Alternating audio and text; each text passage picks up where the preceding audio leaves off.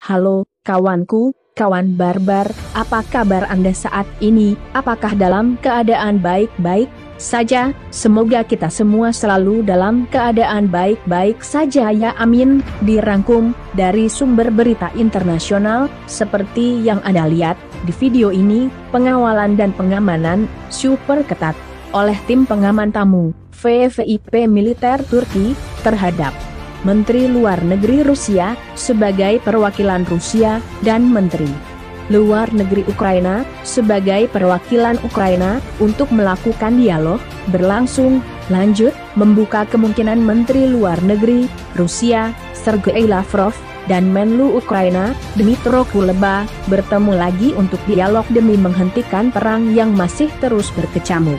Selama lebih dari 1 bulan, ada kemungkinan pertemuan tingkat lebih tinggi, setidaknya di tingkat Menteri Luar Negeri sekitar sepekan atau 2 pekan ini, ujar Menteri Luar Negeri Turki, Mevlut Cavusoglu, seperti dikutip Reuters, Kamis, 31/3.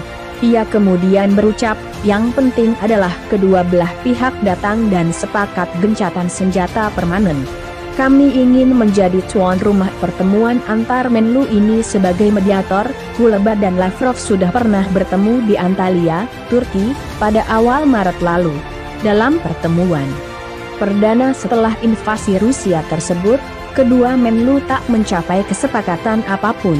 Setelah itu, Turki kembali menjadi tuan rumah perundingan damai Rusia dan Ukraina yang berlangsung di Istanbul pada 28-30 Maret.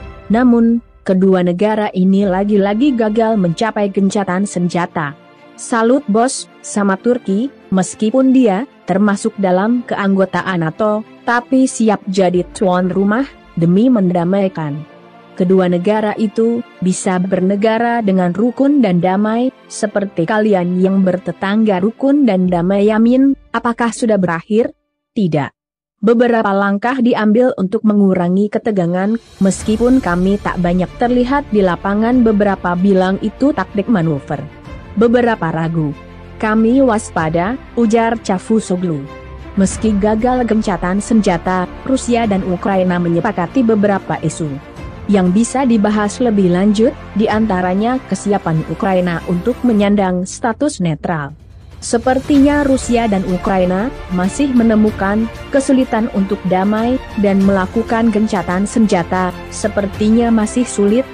Lanjut, di lain sisi, selain itu, mereka juga sepakat untuk membahas kembali status Crimea, jaminan keamanan Ukraina, dan kemungkinan pertemuan antara Presiden Volodymyr Zelensky dan Presiden Vladimir Putin. Jika semuanya akan sesuai dengan apa yang disepakati, dan bahkan kabarnya, tak hanya itu, Rusia juga mengklaim bakal mengurangi serangan di 2 kota di Ukraina, yakni Kiev dan Chernihiv. Namun, sehari setelah melontarkan klaim tersebut, ledakan masih terdengar di Kiev, Mariupol, dan kota lain. Rusia pun masih terus menggempur Ukraina sejak memulai invasi pada 24 Februari lalu. Korban sipil terus berjatuhan. Menurut catatan PBB, setidaknya 1.119 warga sipil tewas, dan 1.790 lainnya terluka. Bagaimana menurut kalian? Silahkan komentar. Jangan lupa barbar, di samping ngerung roti bakar di Turki, dan jangan lupa like and subscribe. Terima kasih.